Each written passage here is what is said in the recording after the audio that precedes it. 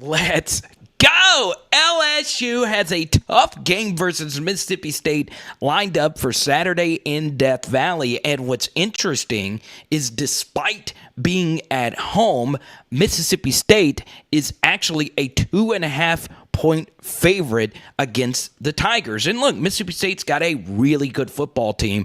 Will Rogers is one of the best quarterbacks in the SEC, and of course, a Mike Leach coach team can always be difficult. Who can forget what they did versus us in 2020? But a whole lot has changed since then, and today I want to talk about why I love LSU in this spot.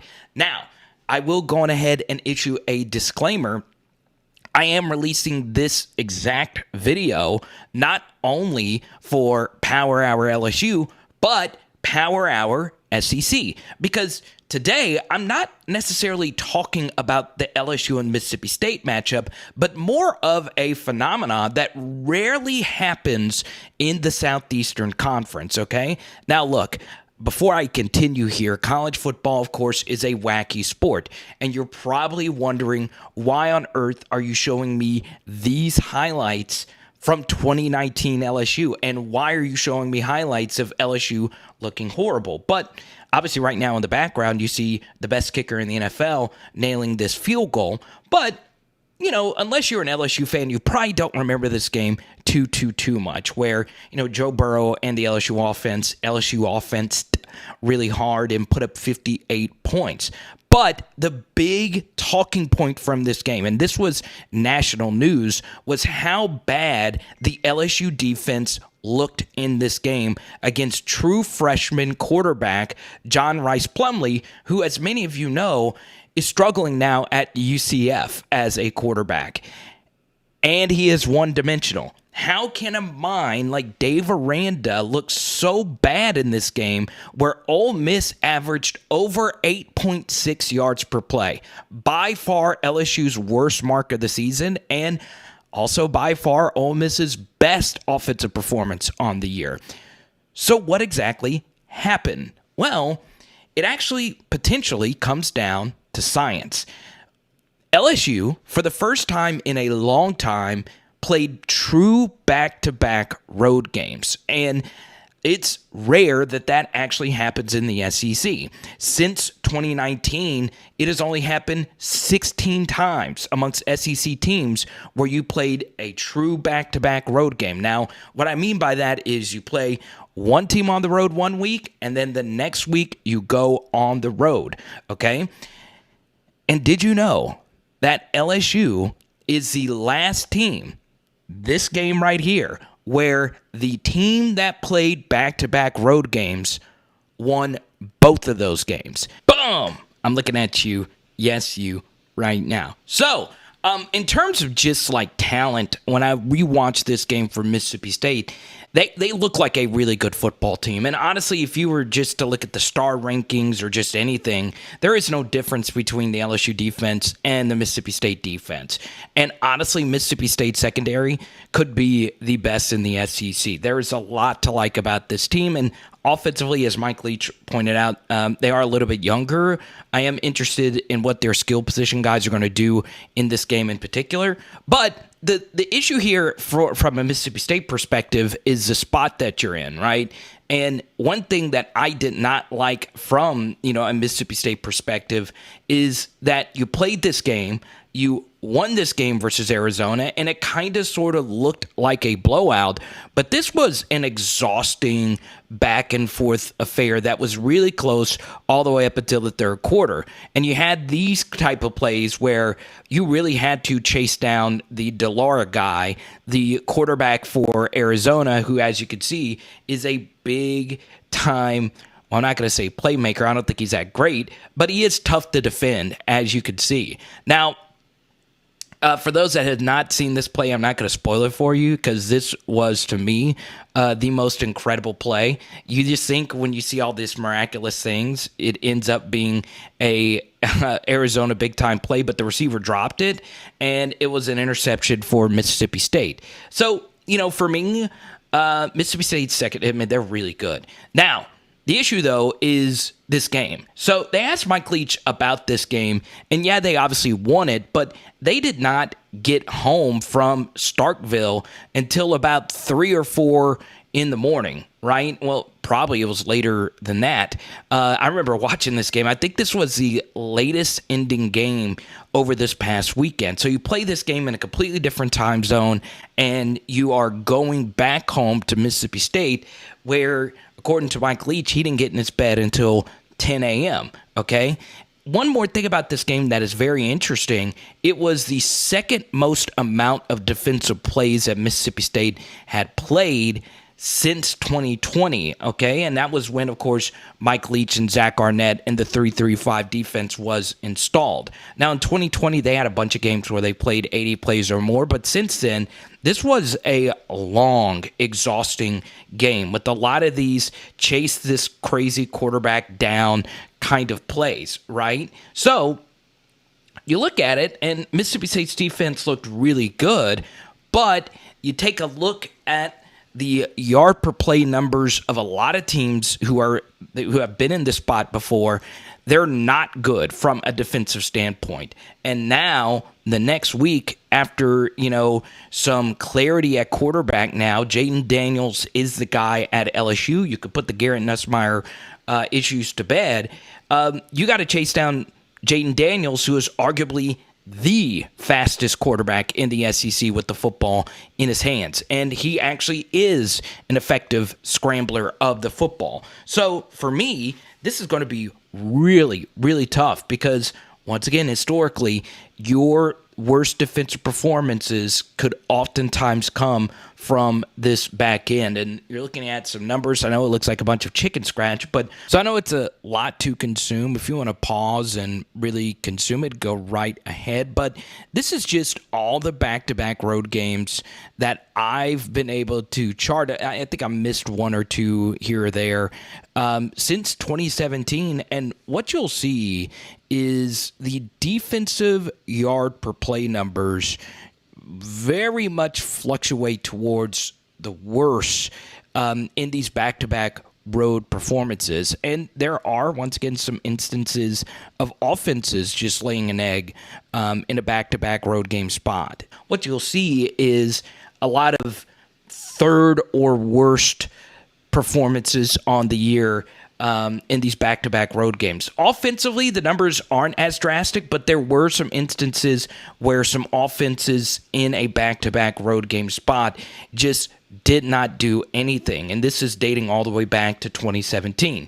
Now, what I will say is I did not include 2020 numbers into this equation simply because the year was so quirky. There was weird bye weeks, game reschedules, some teams having 3 weeks amount of rest, 2 weeks amount of rest here or there. So it's kind of hard to take that data in those games for real. So I did exclude 2020 numbers, and I will say the 2018 numbers weren't as drastic, but 2019 and 2021 showed a trend, as did 2017. So, maybe it is science. Maybe it is tough to, rest your body up and go back on the road again. And just in football in general, it's kind of rare that you do go back-to-back road games at pretty much any level of football, right? It's very common, obviously, in pretty much every other major sport you could think of.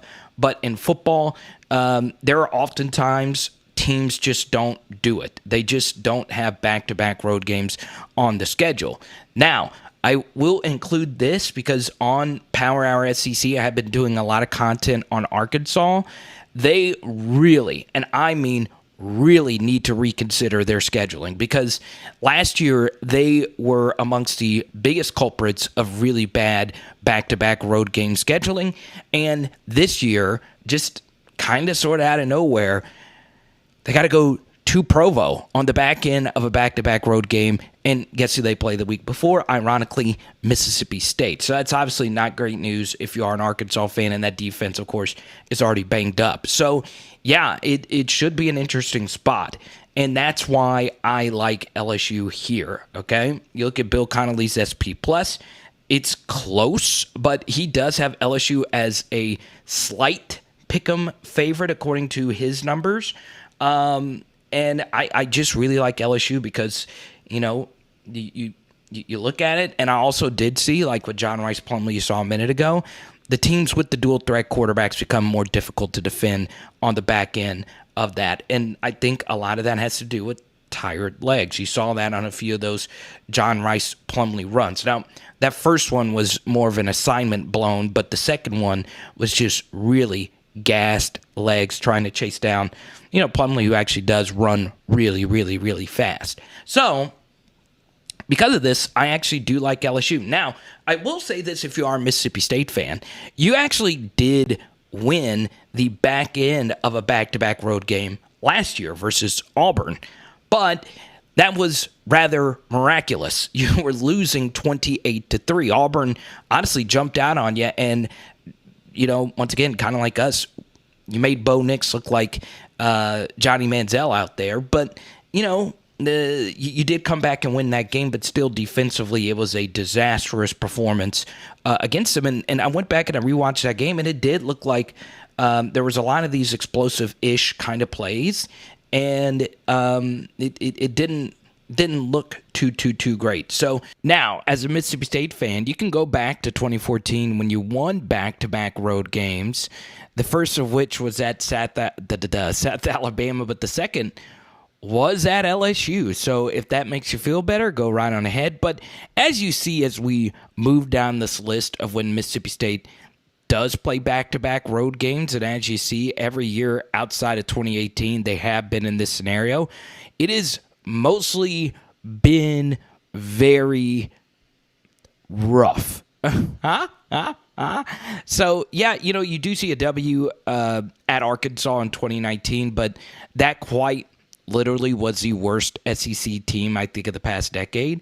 So, yeah, it's not really too bad. I mean, I'm not saying it's the lock of the century, but for the most part, it has been pretty rough, these kinds of spots for Mississippi State over the past decade-ish. Now, I stopped at 2014 because, you did have Dak that game that obviously helped out, and Will Rogers has a Dak kind of performance. You will be finding yourself victorious on Saturday in Death Valley.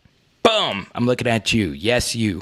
I do want to share a very interesting nugget here. If you are new to the channel, you probably don't know this about me, but if you've been listening to me for quite some time, I've been talking nonstop about this kid, and I was begging LSU to go after him. Xavian Thomas, right? So they asked Mike Leach about him in the press conference, and I saw this on tape. Mississippi State skill guys just dropping a lot of passes. I know you lost Polk and Heath and some really good pieces, but Mississippi State's defensive backs have better hands than their receivers. There were some really inexplicable drops, but that's not here nor there. We're obviously going to be breaking down Mississippi State all week, and it is interesting. Maybe this back-to-back thing isn't as effective if you do it earlier in the season, so we might have mentioned that already. I don't remember. My head is just so blurred right now looking at all these numbers over the past couple of days. So let me know down below if you think this is really a thing. And I like LSU in the points, and why not? Life is too short to not take the over. Okay.